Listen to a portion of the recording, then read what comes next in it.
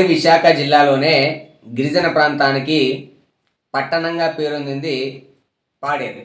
ఇక్కడ ఐటీడీ ఉండడం, ఈ ప్రాంతంకి సంబంధించినటువంటి ఉన్నత స్థాయి అధికారుల కార్యాలయాలు ఉండడం వల్ల చుట్టుపక్కల ఉన్నటువంటి ప్రజలందరూ కూడా ఇక్కడికి వచ్చేటటువంటి పరిస్థితి ఉండేది.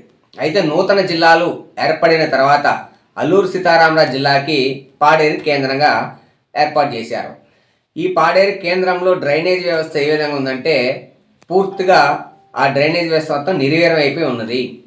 నూతన జిల్లాలు ఏర్పడిన తర్వాత 3 జిల్లా కలెక్టర్లు మారారు, కానీ మురుగు కాలువల పరిస్థితి మాత్రం కూడా పక్కనే పెట్టారు.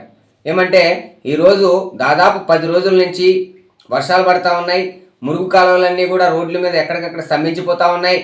అలానే కొన్ని మైదాన ప్రాంతాలు అంటే కింద డౌన్లో ఉన్నటువంటి ఇళ్లల్లోకి ఈ డ్రైనేజ్ వాటర్ అంతా కూడా వెళ్ళిపోయి అక్కడ ఉన్నటువంటి ఆ ఇళ్లల్లో ప్రజలు ఇబ్బంది పడతా ఉన్నారు.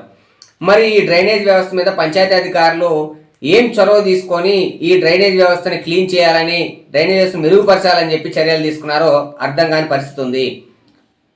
ఇప్పుడు జిల్లా కేంద్రం అయింది, కలెక్టర్ కార్యాలయం ఉంది, ఐటీడీఏ ఉంది, జిల్లా స్థాయి ఉన్నతాధికారుల కార్యాలయాలు ఉన్నాయి. ఇక్కడే ఈ డ్రైనేజ్ వ్యవస్థను పట్టించుకోకపోతే ఇక మారుమూల ప్రాంతాల్లో ఉన్నటువంటి పరిస్థితి ఏమని ఆలోచన చేయాల్సినటువంటి అవసరం వస్తూ ఉంది. ఇప్పటికైనా ఏం లేదు, ఇప్పటికైనా అధికారులు, జిల్లా స్థాయి ఉన్నతాధికారులు ఆలోచన చేయండి. ఎక్కడికెక్కడ డ్రైనేజ్ ఎక్కడ స్ట్రక్ అయిపోతూ ఉంటే ఈ వర్షాకాలంలో ఎక్కువగా దోమ కాటుకి విషపూరితమైనటువంటి జ్వరాలు, డెంగ్యూ, మలేరియా, టైఫాయిడ్ ఇలాంటి జ్వరాల బారిన పడి వాళ్ళు అనారోగ్య బారిన పడేటటువంటి పరిస్థితుంది.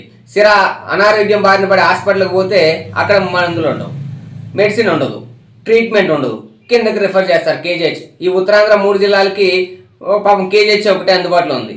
ఇక్కడి నుంచి అక్కడికి వెళ్ళడం, అక్కడ ప్రాణాలు పోవడం, మళ్ళీ శవాన్ని ఏజెన్సీకి తెచ్చుకునే పరిస్థితి ఇక్కడ కనబడతా ఉంది.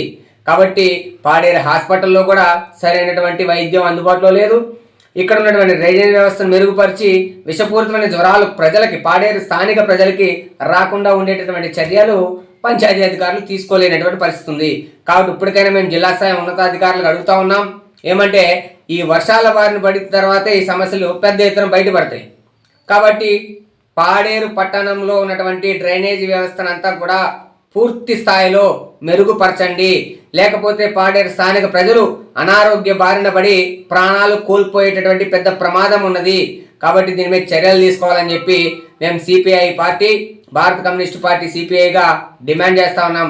లేకపోతే కనుక భవిష్యత్తులో ఈ డ్రైనేజ్ వ్యవస్థ మెరుగుపరచడం కోసం కూడా ఉద్యమాన్ని రూపకల్పన చేసుకుంటామని ఈ సందర్భంగా తెలియజేస్తా ఉన్నాం.